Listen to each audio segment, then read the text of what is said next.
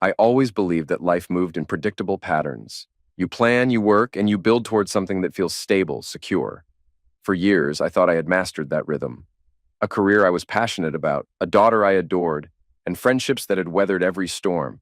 Yet, no matter how well you think you've planned, life has a way of throwing unexpected turns your way. Some you see coming. Others, they blindside you entirely. Looking back, I can pinpoint the exact moment when my carefully maintained illusions started to crumble. It wasn't dramatic at first, just small things, the kind of subtle shifts you can ignore if you try hard enough. A slight change in tone, a hesitation in words, glances that lingered a little too long on things left unsaid. I had been here before, standing at the edge of a truth I wasn't ready to face. And yet, despite everything, I told myself it was nothing. Shauna, my closest friend, hit me with a question I had been dreading but couldn't ignore. Her piercing blue eyes locked onto mine, leaving no escape from the truth she was about to reveal. We sat on her back patio, wrapped in warm sweaters, sipping hot chocolate as a cold ocean breeze swept through Byron Bay. Moments before, the day had been peaceful, but her words shattered that calm, forcing me to confront something I had been avoiding. She didn't ask lightly. There was an unspoken weight between us, a shared history that made this moment even heavier. I had suspected for months that something was wrong in my marriage. Excuses, distance, fewer intimate moments, and tense arguments that had pushed me to the guest room more times than I wanted to admit. Still, I clung to the illusion that everything was fine. Looking away, I focused on the sky, watching the gray clouds drift, hoping to find distraction in predicting the coming rain, but the reality lingered, settling deep in my chest. My 8-year-old daughter, Maddie, played nearby with her stepbrother, Greg, oblivious to the tension thickening the air. Shauna, patient as ever, let the silence stretch, knowing I needed time to process what she had just laid before me. She finally reached into her oversized bag and pulled out an envelope, heavy, unmistakably filled with proof I wasn't sure I was ready to face. The sight of it confirmed what I had been denying. My wife, Bridget, was unfaithful. The knowledge settled like a rock in my stomach. This wasn't unfamiliar territory. I had been here before, staring down undeniable proof of betrayal. Shauna's husband, Rick, a well-connected family lawyer, was involved, which only complicated things. He and I had a history, part camaraderie, part rivalry. But if he had a hand in this, it meant the evidence was solid. If I opened that envelope, my marriage would be over. A sickening wave of realization hit me. I wasn't just dealing with betrayal. I was facing the reality of another failed marriage before even turning 30. Shauna knew this, and though she held back, her expression said it all. She would stand by me, as she always had. The moment was interrupted by Maddie, who climbed into my lap, unaware of the storm brewing in my mind. She sensed something was off, asking if everything was okay, worried we were fighting like when she was younger. She remembered when Shauna and I were together, before we realized we were better as friends than as a married couple. We had known each other since childhood, best friends since 3rd grade. As teenagers, that bond turned into something more. And before we understood the weight of our choices, we were young parents, then husband and wife. Our families had insisted on a prenup, doubting we'd last, and they had been right. The stress of parenting, work, and growing up too fast took its toll. My long hours as a programmer and entrepreneur meant I was never home enough, and the cracks widened until we couldn't hold it together. Despite everything, we had remained close, raising Maddie with love and respect. But now, as I stared at the envelope in Shauna's hands, I knew I was about to step into yet another painful chapter. My parents insisted on a prenuptial agreement since they were providing startup capital.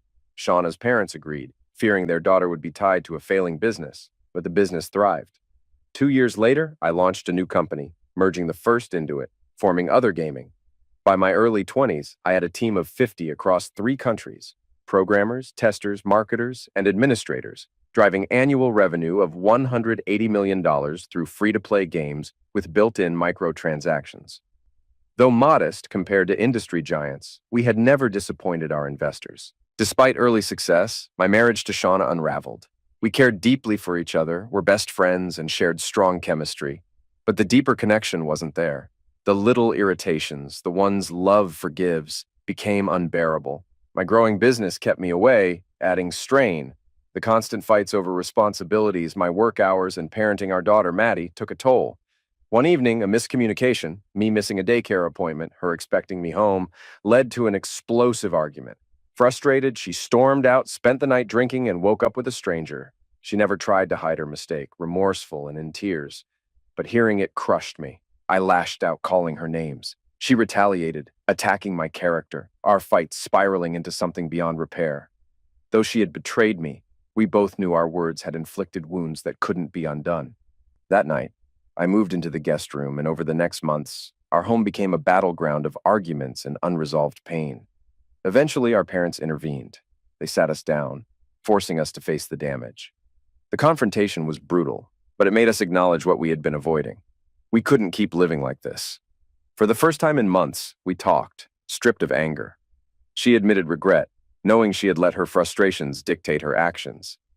I admitted that while I was hurt, I hadn't been the best husband either. Realizing we functioned better as friends than as spouses, we agreed on divorce.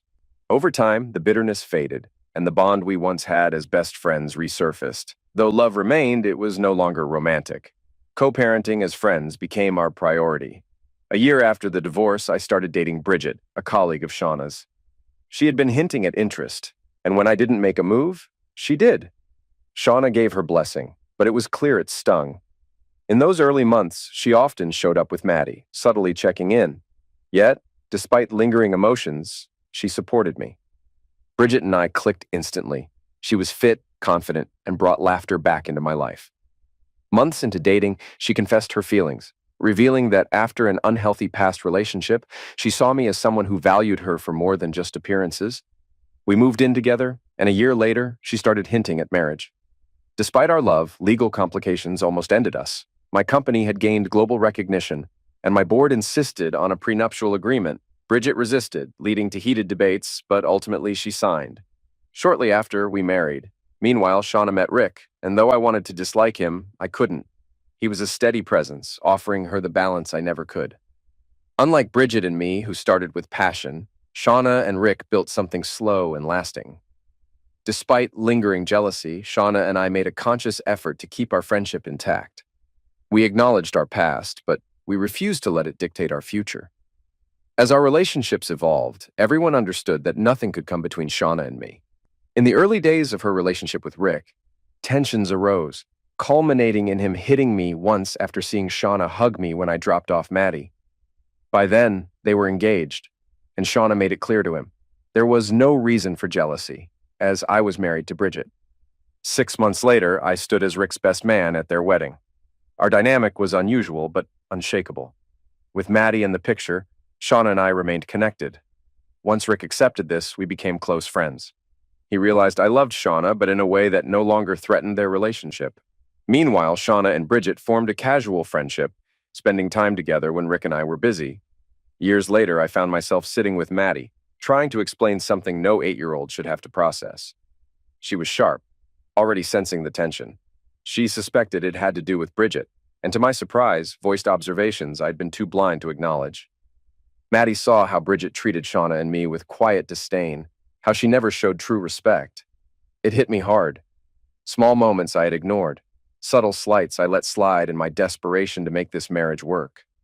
Shauna returned, asking Maddie to take Greg outside so we could continue talking.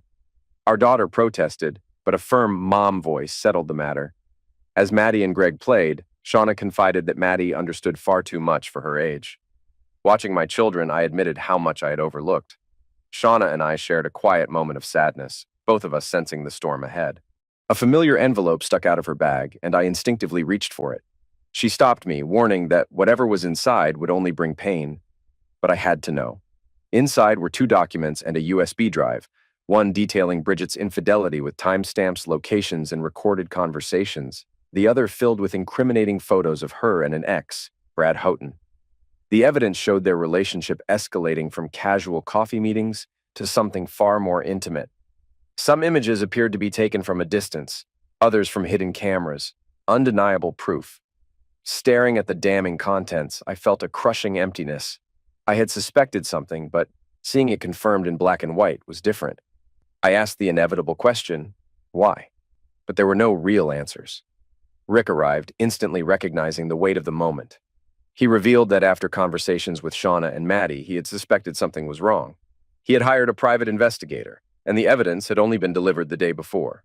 Though he hadn't gone through all of it, my reaction told him enough. He then made an offer.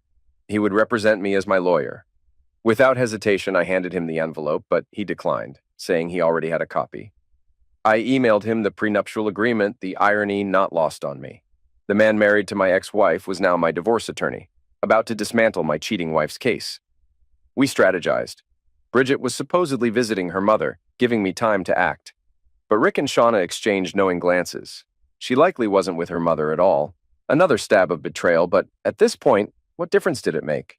As the sun set, Maddie returned, and after heartfelt hugs, I left in my Mustang, the first car I ever bought for myself when my company hit $5 million in revenue. I had built an empire, but at that moment, it felt like I was losing everything that truly mattered. When I arrived home, the security gate shut behind me as I pulled into the garage. The house, a modern, spacious property, belonged to a subsidiary of Other Gaming and was part of my executive benefits package. It was the kind of place Bridget wanted, not me. All I needed was a functional workspace and a bed, but we ended up in a 5-bedroom, 6-bathroom house with an ocean view terrace. Maddie had her own room, decorated to her liking, while one bedroom served as my gaming and computer room. Bridget and I shared the master suite overlooking the water. We had only lived here for 6 months, hosting a few parties and enjoying our honeymoon phase. Now, the thought of Bridget possibly bringing Brad here made my stomach turn. Dropping my bag and the envelope onto the kitchen table, I grabbed a bottle of Bundaberg rum and a cold can of Coke from the fridge.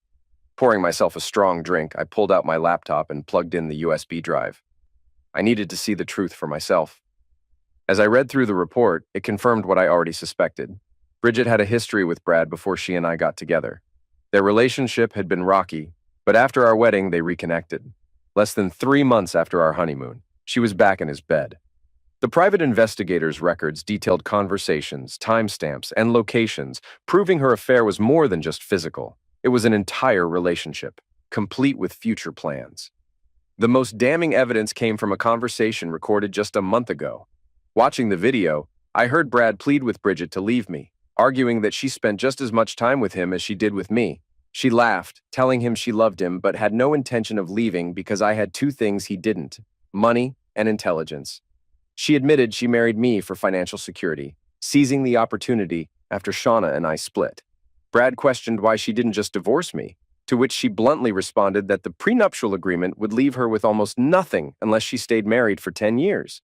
If I caught them, she would be left with only the clothes on her back. Then came the part that made me physically ill. She suggested stopping birth control, getting pregnant with Brad's child, and passing it off as mine. When the child turned 18 and inherited my wealth, she planned to reveal the truth, right before something accidentally happened to me. I barely made it to the bathroom before throwing up. Sleep was impossible that night. I drifted in and out of nightmares, reliving the betrayal. By morning, my phone rang, jarring me awake. It was Bridget, her voice cheerful. She was still pretending. She playfully asked if I had been sleeping while she was away. For a moment, I considered confronting her but held back. I needed time. Instead, I feigned exhaustion, blaming work. Sensing hesitation in my voice, she asked if I was okay. I reassured her, and she promised to bring me a gift when she returned. Then, as if to twist the knife, she casually mentioned that we could start trying for a baby when she got back. That was enough.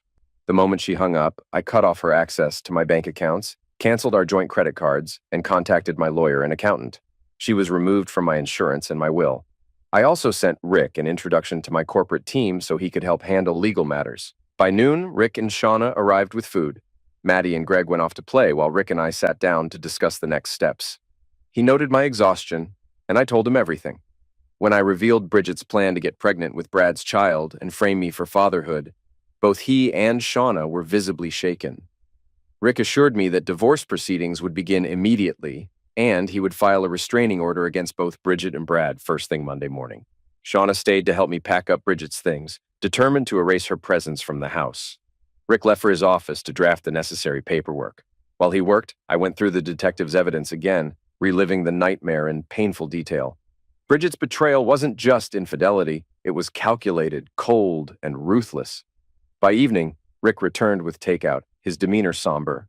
He had gone through the evidence and now understood the full scope of the situation. Without a word, he pulled me into a tight hug, offering silent support. I handed him a small sticker with a 6-digit number, the new gate code. Bridget was officially locked out. We spent the rest of the evening finalizing plans. Bridget was supposedly with her mother on the Gold Coast, but Rick and Shauna suspected otherwise. It didn't matter. She had no idea the walls were closing in. The next day passed quietly. Shauna and Rick stayed most of Sunday, making sure I wasn't alone. As they left, Maddie gave me a long hug, sensing something was wrong but not pressing for answers. By Monday, the fight would begin. But this time, I was ready. I had spent countless hours talking with Rick about the divorce process. When Shauna and I split, there wasn't much to divide. Other gaming was barely off the ground. But as the business grew, I always ensured Shauna and Maddie received more than the legal minimum for child support. Bridget's case was different. This wasn't just a failed marriage. It was a betrayal. She had calculated every move, and I wasn't about to give her a dime more than necessary. I knew she would lose it, and Shauna saw it coming when we talked that Sunday morning. Shauna had never trusted Bridget, though she kept her thoughts to herself. "She never really loved you," she admitted, looking at the private investigator's report. I had let Bridget dictate too much, hoping things would work out. But Shauna reminded me that I had allowed myself to be led down a path that was never truly mine. Bridget had played her game well, but eventually her house of cards had to collapse. At least it happened before she managed to trap me with a child. As we talked, Maddie came into the room, guiding Greg as he stumbled along with that infectious joy only toddlers have. We played with the kids for a while before Rick set up a movie for them. Once they left, Shauna's tone shifted. She looked at me with a mix of sadness and sincerity. "I know things didn't work out, but that doesn't mean I love you any less," she said. We had been through hell and nearly lost each other, but I'd never used our history to punish her. Despite everything, we had created something beautiful. Maddie. Rick joined us and, for the first time, truly acknowledged me. As a lawyer, he rarely trusted people, but he trusted me. He had once viewed me as competition, but now saw me as a man who just wanted to raise his daughter and reclaim his best friend. He reassured me that Bridget's downfall wasn't my fault. She had taken advantage of my kindness, and now she was paying the price. The next day, I went to the office, throwing myself into work. We were gearing up to launch a major augmented reality game in 6 months, but my personal life overshadowed everything. By afternoon, I was home, pacing, waiting for what was coming. At 4 o'clock, my phone rang. It was Bridget, her voice dripping with forced sweetness. She couldn't get past the gate. Her code had been revoked. "I know," I replied coldly. She hesitated, sensing the shift.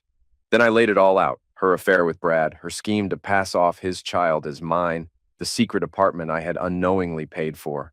I knew everything. Her voice wavered, but I didn't let her play her games. "You don't live here anymore," I stated. Panic crept in as she tried to manipulate me, but I was done. As she stood at the gate, 2 cars pulled up. First, a process server handed her divorce papers, a prenuptial agreement, and an eviction notice. Then her mother, Marion, stepped out of the second car. The moment Bridget tried to spin her lies, Marion shut her down with a slap. Marion knew the truth. I had shown her the evidence. She was furious and ashamed of her daughter.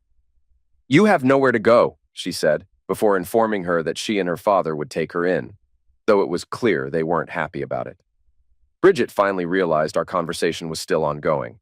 "Tim," she started, searching for a lifeline. "It's over," I said flatly. "Follow the divorce terms, and I'll be fair. Cross me, and I'll make sure you walk away with nothing." She fell silent, absorbing the final blow. I sighed. "I loved you once, Bridget, but you threw that away. You were never in this for love. You were in it for the money." I could hear her holding her breath. "Oh, and one more thing," I added. "Take a pregnancy test. If you're carrying a child, we both know it's not mine. Try to drag me into it, and I'll ruin you." I hung up. She sobbed, and for the first time in months, I felt lighter. The following weeks were a blur of work and fatherhood. I buried myself in projects and spent every spare moment with Maddie. But the nights were restless, haunted by anger and regret. Bridget lawyered up, and Rick suspected she'd challenged the prenup, aiming for a 50-50 split. So far, nothing had come of it. I authorized Rick to offer her $30,000 to walk away quietly. No response. Then everything changed over the weekend. Maddie and I had gone to the beach, enjoying ice cream in front of an old fish and chip shop. The place was straight out of the 80s. Beige bricks, a tin roof, sticky linoleum floors, and the lingering scent of fried oil. People lounged in swimsuits and bikinis, towels draped over shoulders, surfboards tucked under arms. The ocean was crisp, refreshing. We swam, rinsed off under a freshwater shower, then sat back down to savor our ice cream, laughing about the waves. And then, out of nowhere, Brad attacked. The world went black.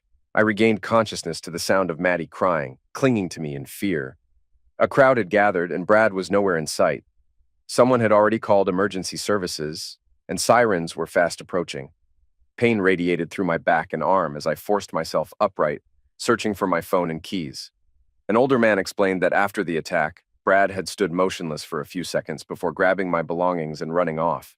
Realizing I had no way to call for help, I asked for Maddie's bag. A younger man brought it over, and I used her phone to call Shauna. She answered cheerfully at first, but quickly sensed something was wrong. I reassured her that Maddie was safe, but explained what had happened. I asked her to contact Nadine, my executive assistant, to track my stolen phone. Time was crucial. Brad was already on the move. The ambulance arrived within minutes. Paramedics assessed Maddie and suspected a broken arm. They praised her for her bravery and noted that my body had shielded her from worse injuries. The police arrived shortly after, and I provided a brief statement before we were taken to the hospital. Once there, doctors examined us in the same room. Maddie refused to leave my side, gripping my hand even as they treated her. 15 minutes later, Shauna arrived, rushing to Maddie first before giving me a quick kiss on the cheek. I finally allowed myself to relax, knowing she was there for our daughter. The exhaustion and pain caught up with me, but I reassured Shauna that I would endure anything to keep Maddie safe. As I tried to settle into the hospital bed, my body gave in. A sudden wave of pain surged through my side, triggering a violent cough. Darkness closed in as Shauna's panicked voice was the last thing I heard. 3 days later, I woke up in a quieter hospital room with Rick nearby. He immediately reassured me Maddie was fine and would be back at school soon, now something of a hero among her classmates. I struggled to sit up, wincing at the pain, and he explained my injuries. A fractured rib had punctured my lung, requiring minor surgery, but I was expected to recover fully. Rick then showed me a news segment covering the attack. The report detailed how Brad had ambushed me in broad daylight before fleeing south toward Newcastle in my stolen car. Police warned he was dangerous and urged the public to report any sightings. The news also revealed the deeper betrayal. Bridget had secretly been supporting Brad with my money, even securing an apartment for him. Now she was cooperating with authorities to track him down. The report ended with a note on my contributions to the local economy, recognizing my company, Other Gaming, as a major innovator. Byron Bay, it seemed, was rooting for my recovery. Rick then revealed the latest update. Brad had been caught. He had run a red light in Wollongong, drawing police attention, and in his attempt to escape, he crashed my car. The damage was extensive, but at that moment, I couldn't care less. Maddie was safe, and Brad was off the streets. Later that day, Maddie burst into my hospital room, her arm in a cast, with Shauna and Greg following close behind. She climbed onto my bed, her expression full of concern, but after seeing I was awake and talking, she smiled. She proudly recounted how her doctor had called her brave, but, in her eyes, I was the real hero. We spent hours reminiscing about our day at the beach, promising to go back once we both healed. The atmosphere lightened as visitors arrived. Nadine and my office team brought cards and chocolates, some of which mysteriously disappeared when Greg got his hands on them. As the evening settled, Rick took the kids for a walk, leaving me alone with Shauna. She held my hand, relief evident in her eyes. It had been a terrifying ordeal, but we had made it through. For the first time in weeks, I felt like things were finally falling into place. After spending just over a week in the hospital, I was discharged. The police investigation had moved quickly, leading to Bridget's arrest. During questioning, Brad, foolishly speaking without a lawyer, admitted she had encouraged violence against me after I kicked her out and evicted him. The attack itself had been impulsive. He hadn't planned to run into Maddie and me that day, but after hearing Bridget's anger, he saw an opportunity to act. The trial was swift. Brad was convicted of attack, theft, and property destruction, receiving a 15-year sentence with the possibility of parole after 12. Bridget, charged as an accessory, received a suspended 5-year sentence, meaning any future offense, no matter how minor, would send her straight to prison. Our divorce was finalized immediately, with the judge making it clear that I deserved no further ties to someone like her. Despite everything, I surprised everyone by offering Bridget $10,000 to start over, on the condition that she left Byron Bay for good. While recovering, I worked from home with Nadine, assisting daily. Shauna was often around as well, but if anyone assumed Nadine and I became romantically involved, they'd be wrong. She was my executive assistant, nearly 60, and happily married, not exactly a match for a guy in his early 30s. One day, I noticed Maddie's brightly decorated cast and had an idea for an in-game charity campaign. For every $10 spent in our three most popular games, we'd donate $1 to children's domestic violence charities worldwide. Initially, the finance team balked. Cutting into profits wasn't a popular decision. But within a month, the results spoke for themselves. Media coverage, including a follow-up from Carly Evans, led to a 300% increase in in-game purchases. By the end of the campaign, we had donated nearly $500,000 to charities across Australia, Poland, and South America. It became an annual initiative, proving that doing good could also be good business. Months passed, and Maddie and I recovered. When summer arrived, we returned to the beach, this time always accompanied by Shauna, Greg, and occasionally Rick. Greg had learned to walk, toddling along the shore while Shauna kept a close eye on him. Maddie and I spent hours in the waves, reclaiming the joy that had been interrupted months before. Despite a great summer, a lingering loneliness crept in. Dating again crossed my mind, but my heart wasn't in it. The few dates I attempted felt forced. Either they were intimidated by my success or, worse, had motives too similar to Bridget's. I longed for a connection like the one I had with Shauna, but at 31 I figured I had time to figure it out. A year passed, bringing little contact with Bridget aside from occasional, abrupt conversations, each ending with a firm no from me. She wanted money, another chance, or forgiveness. None of those were on the table. Then, on my 32nd birthday, everything changed. Shauna, Nadine, and my office team threw a massive party at my house. With over 100 guests, the place buzzed with music, food, and drinks. Friends, colleagues, and even some local business owners joined the celebration. Carly Evans attended too, though under the agreement that the event remained off the record. My family was there, along with Shauna's parents and a few of Rick's relatives. As the night wore on, drinks flowed freely and my head felt lighter. I was watching Maddie chase one of my cousin's kids when I accidentally bumped into someone. Before I could properly apologize, an irritated voice cut through the music, chastising me for nearly knocking her into the pool. Turning around, I found myself face to face with a striking yet unmistakably annoyed woman. She was tall, almost 6 feet, slim but with noticeable curves, wearing a floral jumpsuit that complemented her pale skin and freckles. Her most striking feature, however, was her long, fiery red hair, braided nearly to her waist. It had the deep scarlet hue of glowing embers, the kind of color that demanded attention. But any admiration faded the moment I noticed the cigarette in her hand. Unlit or not, it was an instant turnoff. She scoffed at my no-smoking policy, dismissing it as arrogant. Undeterred, I stood firm, refusing to let her light up near my home, especially with kids around.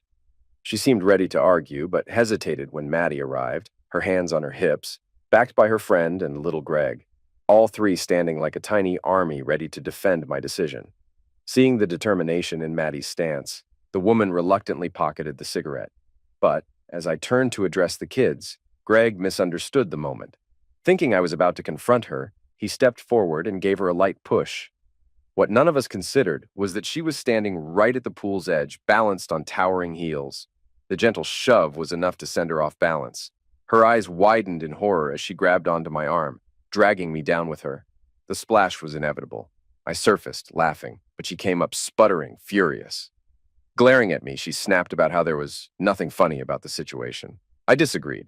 Falling into a pool was classic slapstick, and if you didn't laugh, you'd probably cry. Her frown deepened as she wiped water from her face. The kids, along with several nearby guests, were already laughing at the unexpected spectacle. She crossed her arms. "Who the hell is Karen?" I smirked. "You, apparently." And just like that, my life took another unexpected turn. The cigarette she had planned to light earlier floated between us, a tiny bubble forming on the surface before popping. I smirked at the woman still fuming beside me. Her face turned red, and for a moment I wondered if I had pushed her too far. Clearly irritated, she snapped that she wasn't Karen, and had only been looking for a quiet place to smoke without bothering anyone. The way she glared at me made it clear she wasn't used to being challenged. Rick arrived with Shauna, laughing as he tossed us towels. He barely held it together when he realized who had fallen into the pool with me. Meanwhile, most of the guests had already lost interest, their chuckles fading back into party chatter. As I climbed out, dripping and amused, Shauna teased that I had ended up in the pool sooner than expected. I struck a dramatic pose, earning more laughter from the group before heading inside to change. Rick, still grinning, handed a towel to the woman, now introduced as Lily, his cousin from Kingscliff. Apparently, she had been going through a rough time, and the family thought a change of scenery might help. That explained a lot. The rest of the night was easygoing, the pool incident becoming a running joke. Even Greg got a light scolding for pushing, though Maddie later took it upon herself to apologize to Lily. As the party wound down, I noticed Lily sitting with Rick and Shauna while the kids watched a movie. With most guests gone and the catering staff cleaning up, I poured myself another Bundy and Coke before joining them. Lily still looked annoyed, but at least she wasn't dripping wet anymore. I jokingly asked if pushing people into pools was a regular party trick or just a birthday special. She quipped back that she only did it to arrogant men who banned her from smoking, then threw a pointed look my way. Her expression shifted when she realized Greg wasn't my son. Confused, she glanced between Shauna and me, piecing it together. Rick, sensing the tension, took over. He explained that, despite our past, Shauna and I were best friends. There was no lingering drama, just mutual respect and co-parenting. Even he had never felt the need for jealousy, knowing we had long since moved on. Lily seemed skeptical but didn't press the issue. Instead, recognition flickered across her face. She recalled a business case from years ago that Rick had been involved in, one that had made headlines. She connected the dots. That was me. I gave a careful nod, used to the moment people either idolized me or fished for details. But Lily didn't do either. Instead, I explained Maddie's fierce protectiveness, how she had witnessed things no child should and still carried the fear that I might not always be there. Greg, just a toddler, had only wanted to back up his big sister, not realizing his tiny push would send someone into the pool. She listened, her expression unreadable, then quietly admitted she had recently fallen back into smoking. A bad habit, she called it. Her voice cracked slightly before she excused herself, walking off to collect herself. Rick subtly signaled that there was more to her story, but now wasn't the time. When she returned, the conversation took a lighter turn, shifting to Star Wars. I debated a plot point with Rick, convinced that Mando would eventually have to fight for the Darksaber. To my surprise, Lily jumped in, casually quoting the show's signature line, "This is the way." It caught us all off guard. For the first time that night, she smiled. A real smile, not the defensive smirk she had worn earlier. Beneath the tough exterior, there was something else. A glimmer of someone who had once been different. As the night wound down, we made arrangements for everyone to stay over. The kids were already asleep inside, and none of us were in a state to drive. Lily took the guest room, while Rick and Shauna settled into their usual space. Maddie had her own room, of course. Lying in bed, I found myself thinking about her. The striking redhead with the sharp tongue, the hidden sadness, and the cigarette she never ended up smoking. It was just a shame she smoked at all. The next few days were spent at my place, with Rick, Shauna, and, by extension, Lily joining us. We fell into an easy routine. Mornings at the beach, afternoons swimming, eating fish and chips, and building sandcastles. Despite her guarded nature and the smoking habit she never quite indulged in, Lily was surprisingly good company. One evening, as we sat watching Shauna play in the pool with Maddie while Rick entertained Greg, I found myself asking Lily about her past. The question slipped out after a few drinks, and her sharp glare made it clear she wasn't eager to share. But something in my tone, or maybe the way I framed it, softened her stance. After a long silence, she finally spoke. She had lost a child. Her words hit like a punch to the gut. I didn't interrupt. Instead, I let her find her own way through the story. She had been with her boyfriend, Aaron, for just over 6 months when she discovered she was pregnant. Unexpected, but within a week, something she had come to cherish. Aaron, however, didn't share her excitement. As her belly grew, so did his drinking, his late nights, his resentment. Then came the night it all fell apart. A drunken argument spiraled out of control. Their neighbors had called the police after hearing their shouting, but Aaron, in his intoxicated state, thought she had called them herself. In a blind rage, he shoved her. The fall changed everything. 2 days later, she lost the baby. Lily barely whispered the words, her voice hollow. Surgery had been necessary to save her own life. The only people she had ever told were a police officer and the surgeon who treated her. Now, for some reason, she was trusting me. The weight of her story settled between us. I placed a hand on her arm, offering what little comfort I could. She looked up, her expression raw. and I told her how sorry I was. She gave a small nod of appreciation but barely held herself together. After a moment, I hesitated before asking if I could hug her. Her usual fiery defiance flickered in her eyes before she finally let her guard down. Without another word, she stepped forward, arms outstretched like a child seeking comfort. I held her as she broke. Her body shook with deep, aching sobs, the kind that had been trapped inside for too long. Across the pool, Shauna and Rick exchanged a glance, understanding the moment without interfering. I led Lily to a quieter corner, letting her cry against my chest, clutching onto me like I was the only thing keeping her from falling apart completely. Minutes passed before she finally pulled away, wiping her tear-streaked face with a tissue Shauna had discreetly left on the table. Her mascara was smudged, her eyes puffy, but she seemed lighter, as if a part of her burden had been lifted. We sat in silence for a while, sipping water, before she finally spoke again. The past months had been a haze of depression, antidepressants, and hormonal treatments. She admitted she had picked up smoking again as a distraction, though I had yet to see her actually light one. I made a quiet joke about it, and, to my relief, she laughed. The conversation drifted, shifting to easier topics.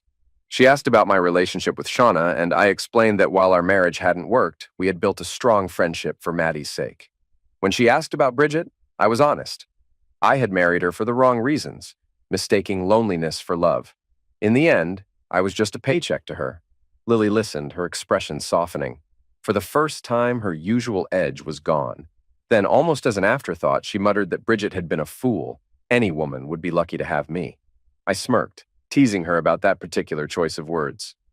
She nodded, almost shyly, and added, "If only I could be like that." Her voice trailed off, but the unfinished thought hung between us. I didn't think. I leaned in and kissed her.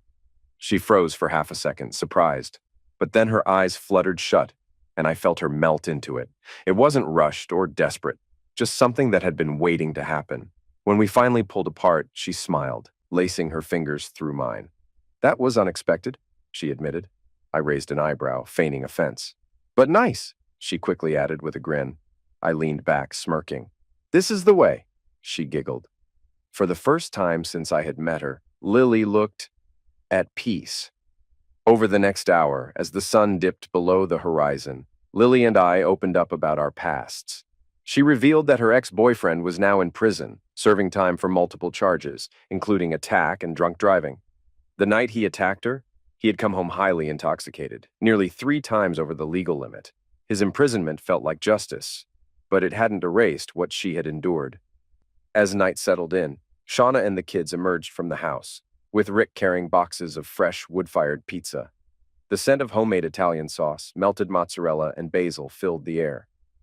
The earlier conversation still lingered, but Lily subtly steered it in a lighter direction, offering just enough details to satisfy Shauna's curiosity without revealing too much.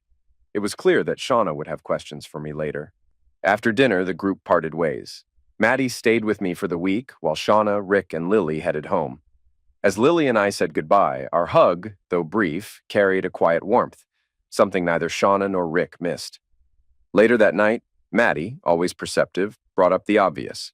She had noticed the connection between Lily and me, and pointed out that despite her guarded nature, Lily genuinely seemed to care. But she also recognized that Lily was carrying deep wounds. Maddie asked about her past, but I kept my promise, explaining that Lily had confided in me and it wasn't my place to share. Maddie accepted that without argument, showing a maturity beyond her years. That night, as I worked in my office, Shauna called, confirming what I already suspected. Lily had spent the entire ride home talking about me. Even Rick had been surprised by how quickly she had opened up. Shauna hinted at Lily's past, implying that her previous relationship had been deeply abusive. I confirmed it, but remained tight-lipped on the details. Shauna quickly shifted to the real question. Whether I liked Lily, I admitted I did. She was intelligent, witty, and shared my love for science fiction. More importantly, she didn't seem to mind my geeky side. Shauna, in her usual way, pointed out the obvious, that Lily was also incredibly beautiful. Though I brushed it off, we both knew she was right. She suggested getting involved, offering either her help or her interference, depending on how things played out. I agreed, unsure of where things were going, but open to seeing what unfolded. For the next 3 days, I heard nothing from Lily or Shauna, but Maddie's knowing glances at dinner made it clear something was in motion. I focused on work, immersing myself in development projects. Then, on Wednesday night, I walked into my house to find Shauna, Lily, and Maddie comfortably settled in the living room, wine glasses in hand. The rich aroma of carbonara filled the air. They had planned this. After a quick greeting, I excused myself to my office, unsure of what the evening held. A few minutes later, Lily appeared in the doorway, about to call me for dinner, when she stopped, her eyes scanning the room. She took in the multi-monitor setup, the frame posters, and the industry awards lining the walls. Slowly, realization dawned. She recognized the games, titles she had spent hours playing, games that had provided an escape during her darkest moments. Pulling out her phone, she checked the loading screen of one of them and saw it. Other gaming. When she turned to me, it was with surprise and a newfound understanding. She hadn't realized that the games that had once been her refuge were created by the very man sitting in front of her. With a nod, she processed the revelation, then simply told me dinner was ready.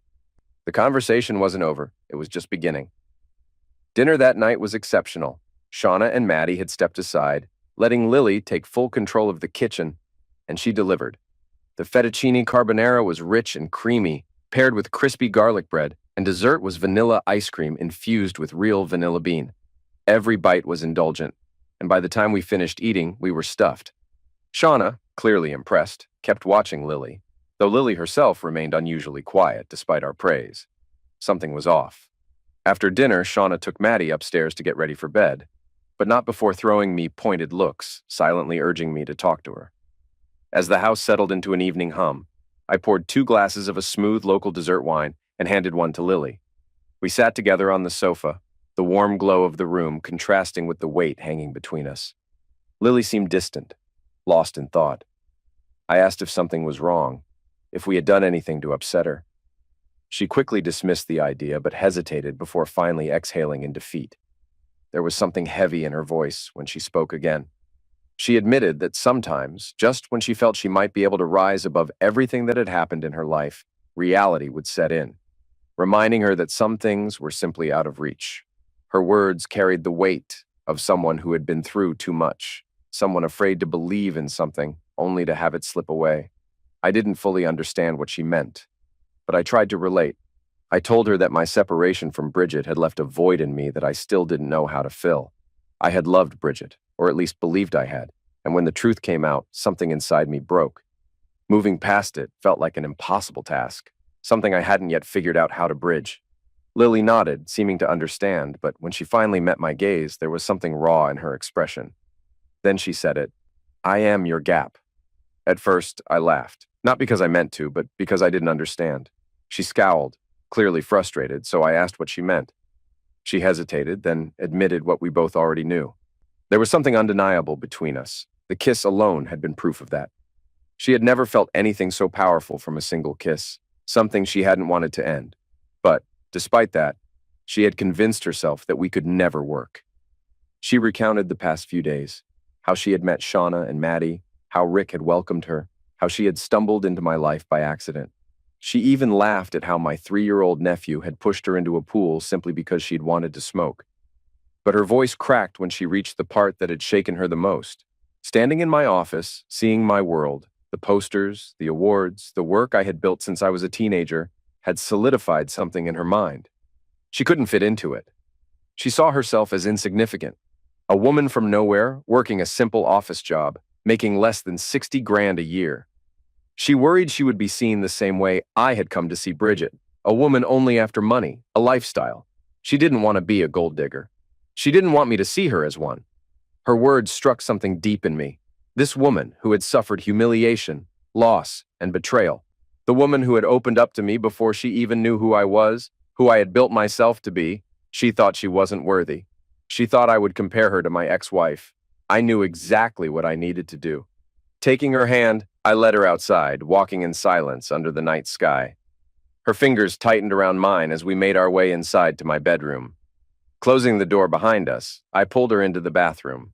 The steam from the shower filled the space as I undressed her, taking in every inch of her. Pale skin, freckles dusting her face and collarbone, toned muscles from hours in the gym, evidence of the strength she had fought to regain. We stepped into the water together. That night, I showed her in every way that she wasn't just someone passing through my life. She wasn't a gap I couldn't bridge. She was the bridge. The next month felt like something out of a dream. Lily practically moved in overnight, though neither of us acknowledged it at first. Instead of rushing into labels, we spent time outside the house, going on dates, getting to know each other beyond the physical pull that had already consumed us. But every night we returned home together, making up for lost time in ways neither of us had expected. Nadine was the first to call me out on it. After noticing my frequent absences from morning meetings, she simply raised an eyebrow and smirked, offering no comment but clearly aware of the situation. Lily, meanwhile, settled into a new routine. She found a job at the local council, continuing the administrative work she had done in Kingscliff. Her fears about not fitting into my world turned out to be unfounded. I had little interest in the elite social circles my business contacts ran in, preferring to keep things simple. The first real test of our relationship came when I had to leave for a quick business trip to Sydney. It was only one night, but for Lily, it was enough to stir old fears. Over the months, she had grown anxious whenever I wasn't home by midnight, her mind flashing back to the loneliness she had once known. Sensing this, I rearranged my schedule and invited her to come with me. It was a small gesture, but it meant everything to her. She sat in on my meetings, even charming one of the board members when she introduced herself as my girlfriend. That night, in a quiet hotel room, we said it for the first time. We were in love. 12 months after the night she fell into my pool, I proposed. The reaction was immediate. Shauna and Maddie nearly exploded with joy. Our wedding took place in the backyard, a simple ceremony with close friends and family. Rick stood as my best man, while Shauna took her rightful place as my best man, because there was no other title that fit. As we exchanged vows, the moment the officiant said you may kiss the bride, Rick and Shauna turned and pushed us both, fully dressed, into the pool. The photos turned out perfect. Our laughter, the water splashing around us, our hands clasped tightly even as we fell. Our honeymoon took us through Europe, nearly a month of exploring, eating, and learning even more about each other. We argued at times, like any couple, but we always talked through it. Lily, however, had a jealous streak. Something I quickly learned was non-negotiable. Aside from Shauna, Maddie, and Nadine, any woman who so much as looked at me was met with the fiery wrath of a redhead who had no patience for nonsense. Any lingering doubts about Lily's loyalty disappeared after two key events. The first happened at a bachelorette party she attended with Shauna. A couple of drunk men at a club wouldn't take no for an answer, even trying to drag her outside. The second one put his hands on her. She knocked him out. In court, security footage showed her repeatedly screaming that she was a married woman and that her body belonged to her husband. The judge gave both men 6 months of probation. The case was closed. The second event happened about a month after our first wedding anniversary. Lily met Bridget. It only took 60 seconds for her to realize something was wrong. And that was when everything changed again. Lily had never seen a picture of Bridget, nor had I ever described her in detail, yet she recognized her instantly. That afternoon, while we relaxed in the pool, she recounted the unexpected encounter. Rick and Shauna sat nearby, while Maddie and Greg played in the water, their laughter filling the air. Earlier that day, Lily had scheduled a meeting at a cafe with someone listed as B. Brown. When the woman arrived and took a seat across from her, there was an immediate sense of unease. She had greeted her politely, but the stranger just stared, assessing her with an unnerving intensity. The conversation quickly took a sharp turn. At first, the woman made a passive-aggressive remark about Lily's looks, vaguely referencing Tim. But then she clarified. She wasn't talking about Tim at all. She was talking about Aaron. The name sent a chill through Lily. Aaron was a part of her past she had long buried, yet this woman not only knew about him but claimed to have been tracking her. She explained that after Aaron's release from prison, she had convinced him that Lily belonged with him and had been working behind the scenes to bring them back together. At that moment, Lily realized who she was dealing with. It wasn't Aaron she needed to worry about. It was Bridget. The woman had lost all pretense of civility, her words laced with bitterness. She accused Lily of taking what was rightfully hers, insisting that she had been Mrs. Otter first and that she planned to reclaim her place. It wasn't just about Tim.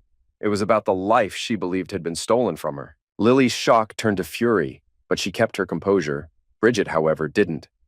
As Lily stood to leave, Bridget lunged, grabbing her and dragging her back toward the table, screaming for her to let go of Tim and return to Aaron.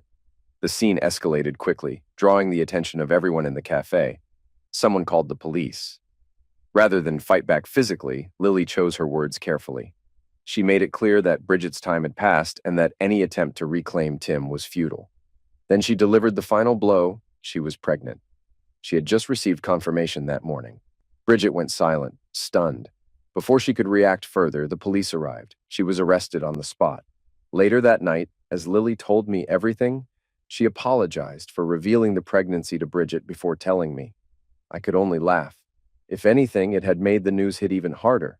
The next day, Bridget was released but was served with a restraining order, preventing her from coming near me, Lily, Maddie, Shauna, Rick, or Greg. She disappeared from our lives after that. A few years later, we heard she had married a criminal on the Gold Coast.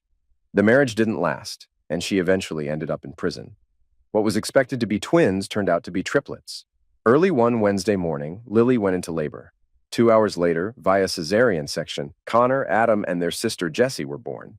The doctors had recommended surgery to minimize risks, and I stayed by Lily's side the entire time, overwhelmed with admiration for her strength.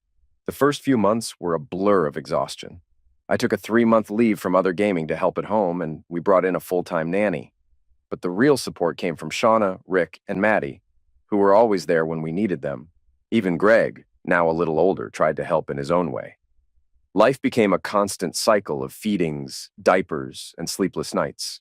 Lily adjusted to motherhood quickly, though the physical toll was evident. Her body changed, her patience was tested, and exhaustion led to inevitable tension. There were arguments, some bad enough that I stormed out once, cooling off at Shauna and Rick's. But we always found our way back to each other. And when the babies finally gave us a moment of peace, our reunions were passionate enough to make up for every lost second. Now, 3 years later, our weekends had returned to a familiar rhythm. That afternoon by the pool, Lily had teased me about how Star Trek's William Riker had a habit of sweeping women off their feet, joking that I should do the same more often. So naturally, I picked her up and threw her into the water. She retaliated immediately, pulling me in with her, both of us laughing as the kids cheered and splashed around. It wasn't long before the entire family was in the pool, playing together. Later, as we dried off in the sun, Shauna pulled out a deck of cards. As the game unfolded, she leaned over and whispered that Lily was cheating. The last time she had said those words, my world had nearly fallen apart. This time, I just smiled. The mirrored doors behind us gave Lily a perfect view of my cards. She knew exactly what she was doing. Shauna, amused, asked if I was really going to let her get away with it. Lily, unfazed, laid down her next hand and smirked. She was in control of the game, and she knew it, and later that night she was right. I did win.